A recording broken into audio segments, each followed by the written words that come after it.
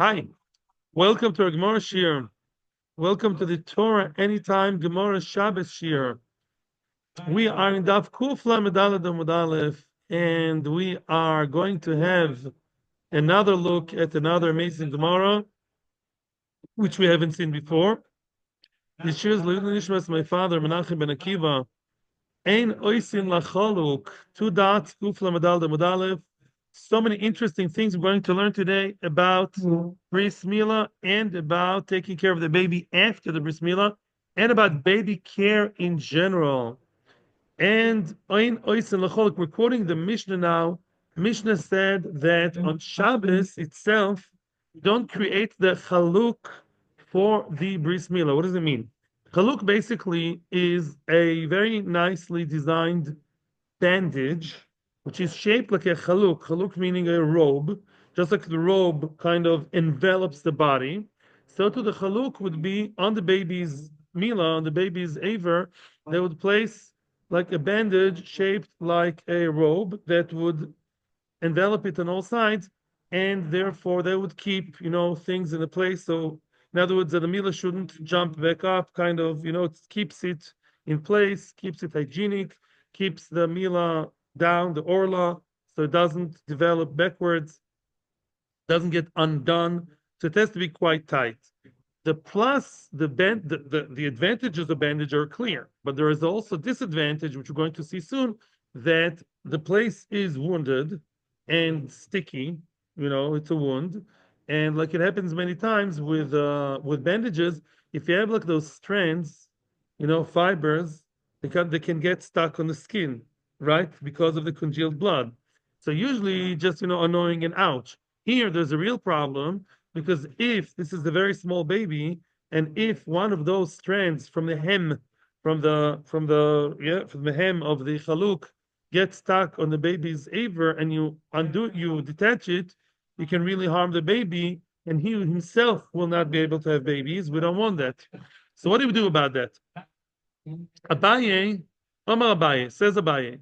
Omroli aim. The Heilige Amoy Abaye quotes his Abaye had no mother. I mean, he had originally, but she died when he was young. So Abaye is relating here once again to his nanny, the woman who raised him, that she was like his aim, and she taught him a lot of things to do with everyday wisdom. Everyday life. Abaye quotes his Oimenes as a source for knowing things that women know about baby care, about women in general, life. Says Abaye, quoting his Oimenes, I chaluk de Yanuka, that baby's chaluk, that bandage slash robe that's placed, like a long thing placed on the aver, lefane lesitra, right? Le Eloi, turn the top, the sides to the top. What does it mean? When you put that chaluk on the baby's body, make sure that there are a few things here we have to remember. The final sitra liloi, says Rashi, you have to basically fold it, turn the top to the side, meaning those strands that we spoke about before, those fibers, don't let the fibers of the hem, they're very tight. The hem is tighter, but also has strands that are like separate. To make sure to fold them this way, fold them outwards, so those strands don't touch the flesh of the baby. Yeah, just take the top and fold it out, like my sleeve. Yeah, take it and fold it out. Imagine yourself, these are the dangerous things. Fold them outwards so they don't touch the baby's skin. Because if they do, the part of the bandage which is touching the corona, the dangerous area, fold them outwardly. So this way, they're tight. The actual strands themselves don't touch the congealed part, the wounded part, so they don't stick to it. They're folded outward, outside, and therefore they're not going to touch and create sakona. Now, Dilma, why is that an issue? Dilma midbik garda mine. Maybe one strand will get stuck to the flesh, as we said. The baby's organ will be harmed, and he'll become a klus shvacha. he won't be able to have babies. Yeah, part of his aver will be cut off. Lo aleinu. Imeda Abaye, Abaye's mother, which again means his nanny, she herself used to take care of babies after bris milah. She was one who took care of them. And what would she do? She herself was a chaluk manufacturer. What did she do? Of the kistata lepalga, she would actually solve the problem in a different way. She would make an inner lining halfway through. There was the outside bandage which was tight, but it shouldn't get too tight and stick to the flesh. So she would make another little kind of inner chaluk inside the chaluk halfway through, like a padding inside that was made of something not as aggressive as tight to make sure that the outside strands don't touch the flesh. Amar Abaye, says Abaye, on top of that, he has his own Heilige advice. Hi Yanuka, the lace lechaluk. Let's say there's a baby and he doesn't have a chaluk. The mother and father didn't manage to get him that special super duper 5-star bandage, the chaluk. So what's second best? What? Just to cover the baby's aver, I think from top to bottom. Not very good. Big enough to cover the baby's organ. Yeah, it shouldn't, not bigger than that. Lacy belisa, they should bring stam, like some kind of soft cloth. Yeah, shachak, basically clothes that are worn out clothes that are soft. The isle sifta that has those strands, that has a hem, it should have a hem. The likir sifta letatoi, because the hem on one hand is necessary because it keeps the hem, if you notice also by sweaters, for example, it's always a bit tighter, right? But make sure the hem, in order to it shouldn't fall off the aver, we don't want it to touch the top. So make sure it touches the bottom of the aver. The base of the organ is surrounded by that sifta, so it's strong, but the dangerous part is not next to the corona where the baby can get chalila shvacho. The ayif loy, to be extra safe, you should also do what the nanny said, and the top part near the corona, you should also fold it outside, just to make sure have the strands that are dangerous on the bottom, and also the other part, fold it outside so it doesn't touch the corona itself, so it's safe. Abaye, more about babies and babies' health, baby care. Abaye. Let's say there's a baby, we don't know where his, basically, where is the hole where his excrement's supposed to go out. Yeah, the anal part of the body. We don't know where the hole is. Sometimes the hole is stuck. In other words, the hole is there, but the hole is covered by skin. The skin covers, and basically, it happens sometimes, true by adults too, and it blocks the entire thing. It blocks the hole, so the hole is there, but we don't even know where it is. Such a tiny baby, miscan, the baby needs to, go to toilet, make in the diaper, and the hole is not visible. So what do? Lishaife mishcha. First of all, in order to be able to see it, so take the baby and on the bottom of the baby, smear him with oil, so it gets a bit lighter. Veluk melahadi yoima, and place the baby in front of the sunlight. Yeah, in other words, the combination of the sunlight and that extra oil, the shemen, when you look well, like when you check for bugs, right? When you check for bugs, what do? You go against the light. That's how you have to eat dates. You check against the light, then you can see. Check the baby's bottom against the light, and then you'll see where there is the hole inside. You see through the thin layer of skin, and you see where the hole is. Now, vehecha de zig, where the place where you see that it is zig, that it is shining meaning it goes through and through. Yeah, it's solul tizchuchis, the place which is lighter. Yeah, you see it's all skin, all dark, and all of a sudden you see that place which has a bit of light over there. Likrei, against, all you need to do now is a little surgery, because you know that the hole is there, but to get to the hole, you have to open a hole in the skin against the hole of the enemy. What do? Likrei b'sa'arta shtiva erev. Take a barley, take a kernel of barley that has a sharp end, right? The barley, they have like a sharp, like a little stick at the end of each kernel. So make like a shtiv erev, like a cross. crisscross, open it with the se'ora, with that very delicate, small, clean barley. Aval bekli matchos loy. Don't what? No, se'ora is not chita. Se'ora is barley. I guess barley is better for that. Maybe it's sharper than chita. I don't know. But bekli matchos loy. Don't use a knife. Don't use even a small knife. Why? Loy. Shum dezorif. Very interesting. Very interesting. How Chazal knew about infections. If you use the knife, what's going to happen? The baby is going to get bloated. La news daiti, what does it mean? Back then, the hygiene wasn't as good as today. You use mateches. Mateches can, unless you clean it very, very, very well, can create what an infection. What does infection create? Bloatedness, obviously. That's bloating, for sure. Yeah, of course. Minupach gets bloated, for sure. Gets bigger and redder. It happens all the time. If chas v'shalom somebody is in the finger infection, what's the first thing that happens? It gets red and angry and big. You don't want that for the baby. So the se'ora is apparently cleaner, se'ora straight from the field. Just take the se'ora with the tiny sharp part of the se'ora that creates the hole. Vama Abaye, more baby care advice.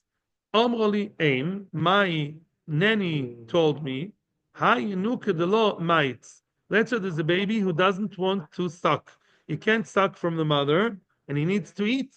No formula back then. What do you do with the baby? Nowadays there are special nurses who teach you about that. So a yanuka, a baby that does not suck properly, what do you do? Says the Gemara, what the problem is? Meka de pume.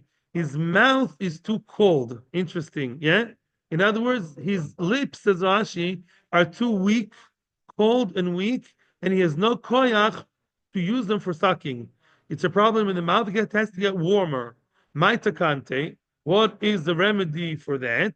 Leitu kasa gumri, bring a cup full of coals, gumri or coals, velin ketele lahadi pume, and put it lahadi next to pume, next to his mouth, not too near, close but not too close.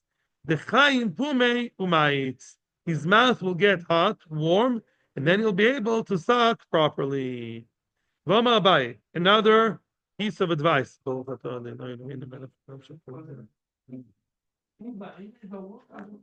Abaye, Amrali Aim. The lady who raised me told me, Hayanuka, the lo menashte. A baby does not menashte. Rashi says it's not that he doesn't breathe. The breathing is not visible. You don't see him breathing. He doesn't have good heartbeat. The baby, is not his breath and his heartbeat are not active enough. It looks like he's in danger. His heart's not beating. Start fanning. In other words, it's something with the breathing, with his circulation, something in the activity in his body is not strong enough. You fan very, very strongly, a lot of air against him, like somebody's says Rashi, boy. You can't tell that he's breathing as well. Ain't doifik keneged liboy. He doesn't have proper heartbeat.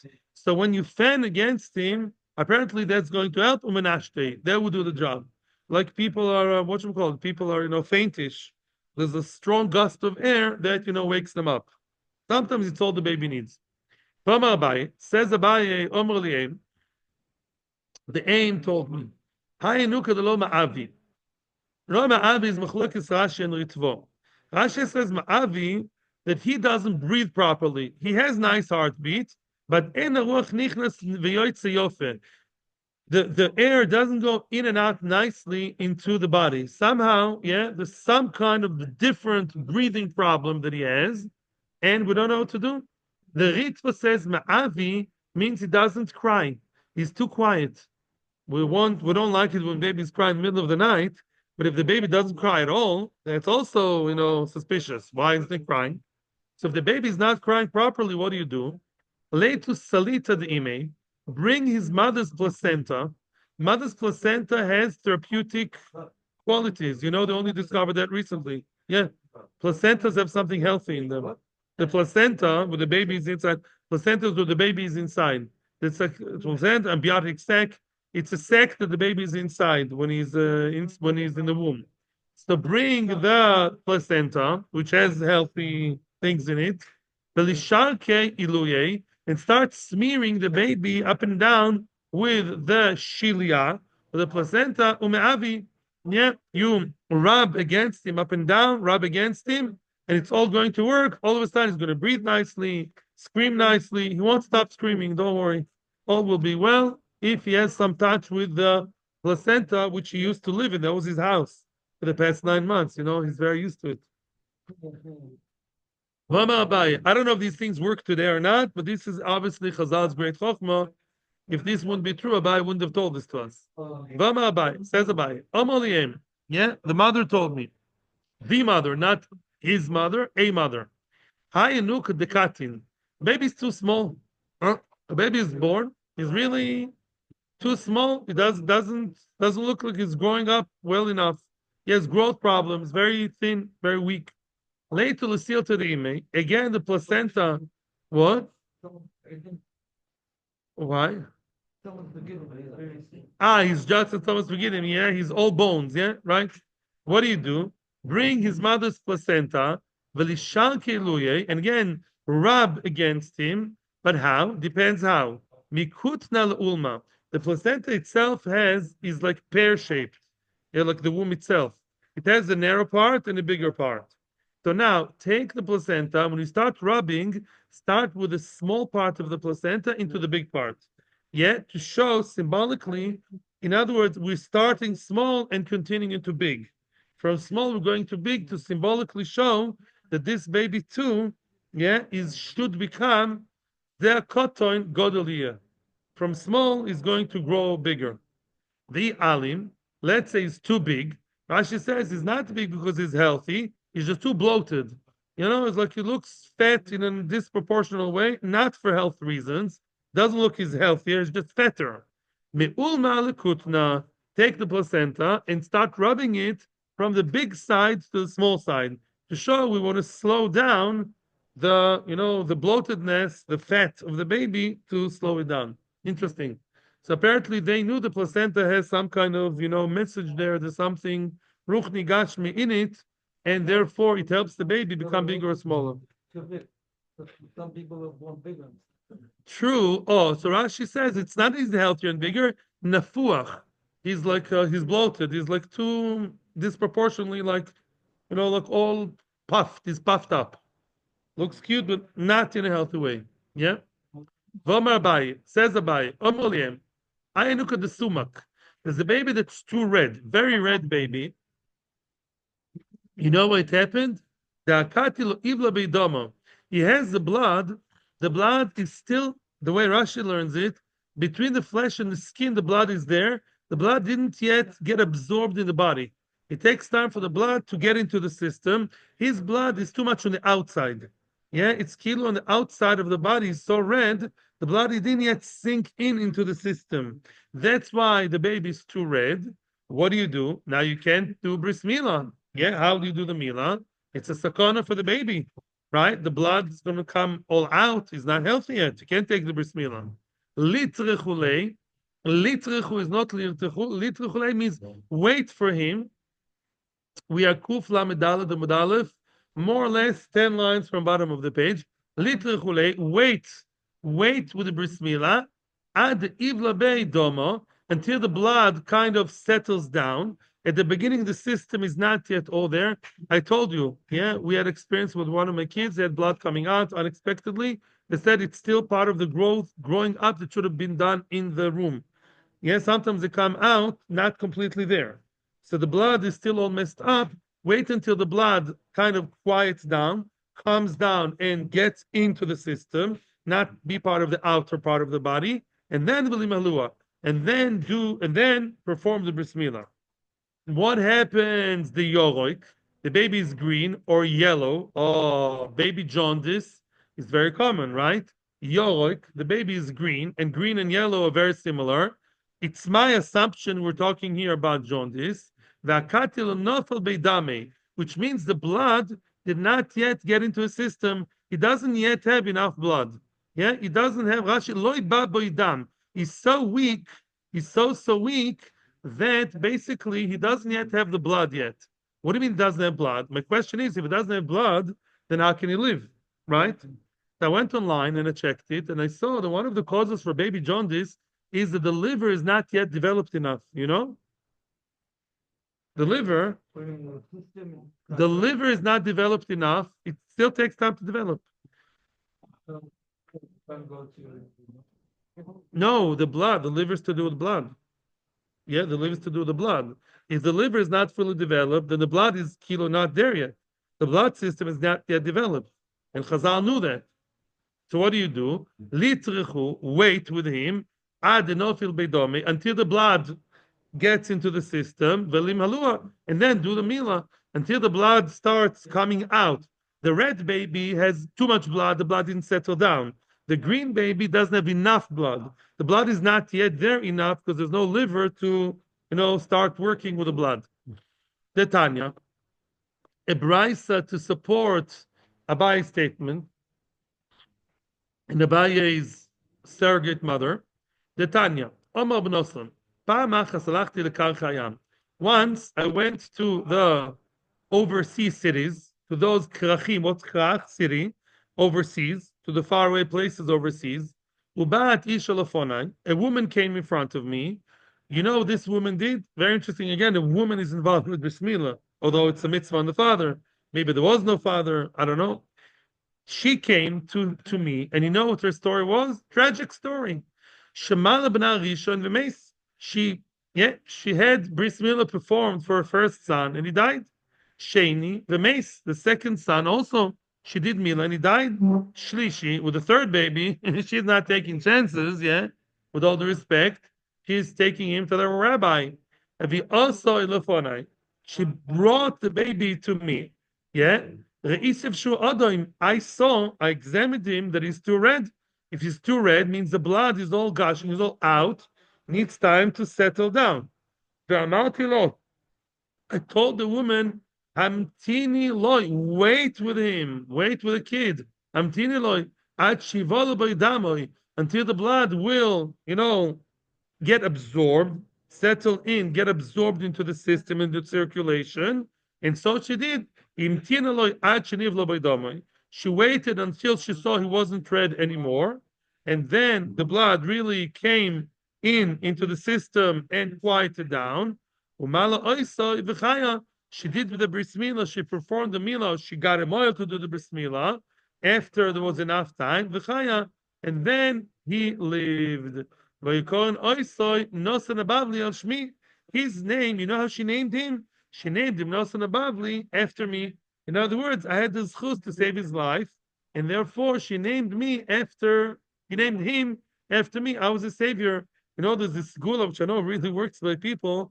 They go to the kever of Shimon Bar Yochai, the daven, and they say, I'm really not into sgulas, but I know this one works for many people. They promise that the daven to Hashem by Rabbi Shimon Bar Yochai. Today you have to tell people to daven to Hashem. It's a chiddush. Because all these people that tell you to daven in kever ochel, mamish kfira be'elokim. They daven to ochel amen, Hashem yishmo, no, terrible. Mamish kenek kfira be'elokim. Oh, they do that. So you daven to Hashem in case you don't get that right. Yeah, no. Bizchus the tzaddik. But you promise you'll call your baby after Rabbi Shimon Bar Yochai. That's the covenant of the Tana. And people do that and they have baby boy. Yeah. So now she called him Nosan Abavli as a savior of the baby. That's very good. Why not? You called him after a tzaddik, especially if it's a tzaddik who saved his life. Shuba Machas. Now, by the way, you were right, Jason, what you said. I saw here in the Meforshim that when you talk about waiting until he gets better, there's a debate. Do you wait and once he's better, it's good enough? Or do you wait until it gets better? I'm sorry. And then you have to wait another 7 days. Very good. Just remember that. No. So absolutely. It sounds like in many cases, after the baby is better, depends on the case, on the disease. I don't know. I admit I didn't learn the sugya. I hope we'll get there. But Lamais, you have to wait another. I didn't read 8 or 8-7, but I didn't learn it well enough. Yeah, very good. Shufa Machas, another similar story. Alachti Lamdinas Kaputkia. I went to the country called Kaputkia. Some people say I think it's maybe Cyprus. I'm not sure. Maybe somewhere in Turkey. I'm not sure. One of these places. Ubas isha achas lefonai. A lady came to me, again a woman. Shemala b'na rishon v'meis. She performed bris milah to the first son. Lo leinu, he died. Sheni v'meis. Same thing to the second one. And you know, by the way, these women are Talmidei Chachamim, because you know that there's a machlokes whether chazaka is 3 times or twice. By sakana, chmir sakanta misura, if something happens twice in the realm of sakana, you don't take another chance. A woman had 2 husbands who died. She widowed, she's widowed from 2 men. She shouldn't marry the third one. There are exceptions to the rule. But if they died, not in a reasonable way, married to her, maybe something in her mazel causes men to die. Don't wait to the third one. Even after twice, it's a sakana. So these women said twice, I'm not going to risk it again.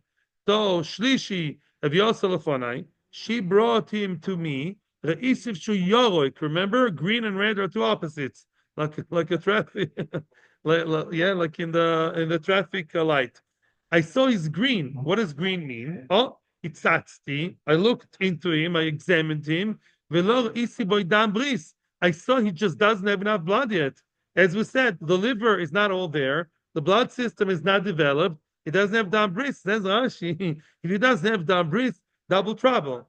First of all, there is no dam, so there is no bris.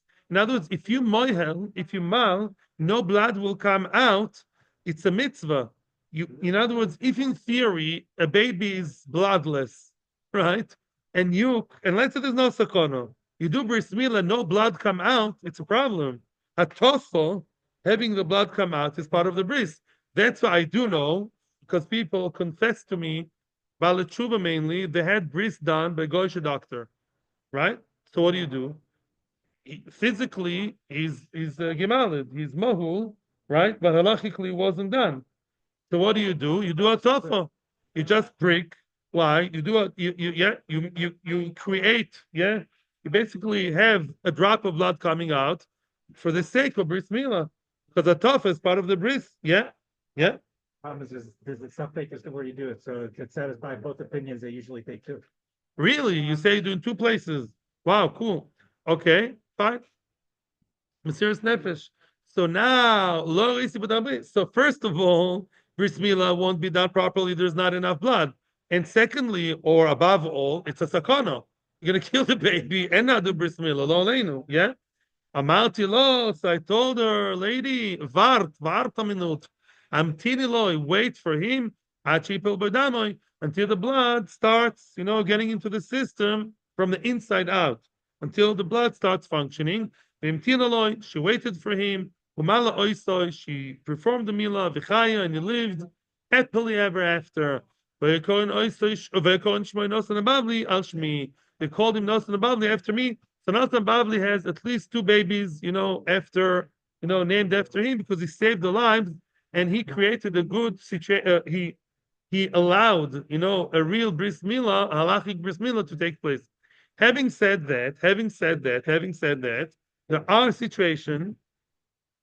Many times the Gemara, usually when it comes to Korban Pesach, the Gemara discusses the case of a person who's the nice from Yerushalayim Yid, but he didn't have bris milah.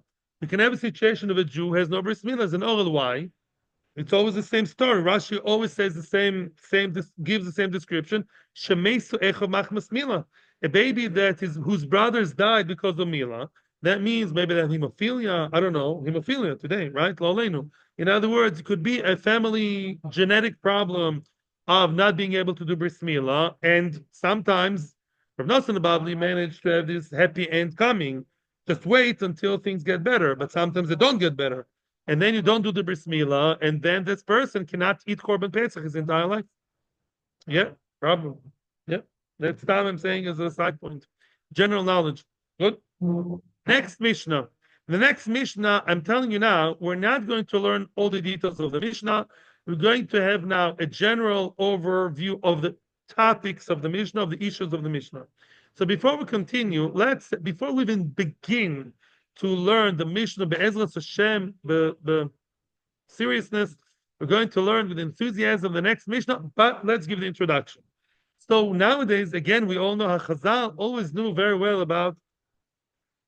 They were very aware of hygiene, much more than going. That's for sure. Yeah, you know why they killed it? They caused problems to Jews in Europe because everyone died except for the Jews in the Black Disease. Why? Because the Jews were cleaner. Because we always tell Sedai mikveh, the awareness of being clean. Well, the going, yeah, we're fooling, yeah. All the French and the English, they barely ever took a shower in their lives. Yeah, in the past, yeah. So now the baby, it's not so hard. So before we continue, what is the issue of washing a baby before and after the bris milah, which we're going to discuss? First of all, question number one: am I allowed to give a hot bath to a baby after bris milah? He needs hot water or warm water to wash the milah, right? To keep the place clean, right? The Tiferes all says maybe even have to give him a bath beforehand to make sure it's clean, to make him stronger and cleaner, preparation for the surgical trauma, so to speak. Secondly, there's a prohibition stamp to wash on Shabbos. Yeah, and warm water. You're not allowed to wash in hot water. Cold water is another shaila. It's more chumrah mishnah brura. I don't know what Rav Ovadia says, but we know from Daf Mem, it says there mefurash, you're not allowed to have a hot bath on Shabbos. They made the gzera. Why? Because people would lie. They would wash themselves in hot water. They were heated on Shabbos, Chilul Shabbos, and then would lie. Say, no, this was preheated before Shabbos. So Chazal made the gzera. Don't take a hot bath. This may apply to the baby too. If there's no sakana involved, you don't do even Chilul Shabbos with the rabbanon. You don't do a baby. So these are the two issues. So now the question is, how far do we allow the baby to be washed? Yeah, on if it's on Shabbos. Let's say the bris was on Shabbos. Now the baby has to be washed. Do we wash him fully, partially? What's the story? Secondly, we all know it takes a good few days for the wound to heal. Up to what point do we consider the baby's wound to be sakana and therefore justify giving a bath to the baby? The first day, second day, third day, eighth day, after the milah, not till the milah. Until the milah is a regular orel, he does what he wants. But once he has the bris milah, which is the wound, up to what day, yeah, do you still take care of the wound to the point of elam chilul Shabbos in order to wash the wound? That's a shaila, okay? These are the general questions here. Now let's go nice and slow. Says the Mishnah. There are many ways to understand this Mishnah. We're going according to one pshat.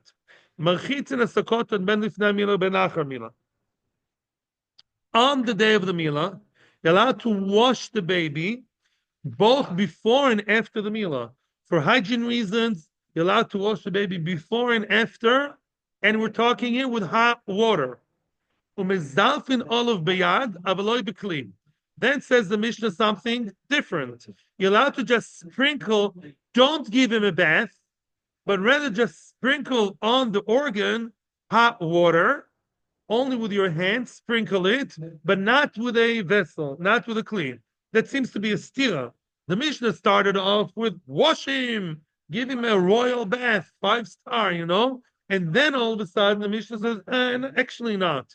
All you're allowed to do is to sprinkle on the aver without doing proper shower even. So the Gemara is going to discuss that contradiction, I promise you. Okay? But definitely there's some level of rechitza that's allowed. Why not with a kli? Well, no. Just like an adult cannot just sit in the bath and wash himself with hot water, because that's exer d'Rabbanan. Don't do that to the baby. Is the choila, okay? To do the minimum required, sprinkle him with hot water to make sure his aver stays clean and hygienic, and that's all. If you don't have to do more than that, don't do more than you have to, right? Now that's the nakama. Marchitz in a sakoton, v'yom hashlishi shechal yos b'Shabbos. Bezman Azaria, at least according to some opinions, we'll see.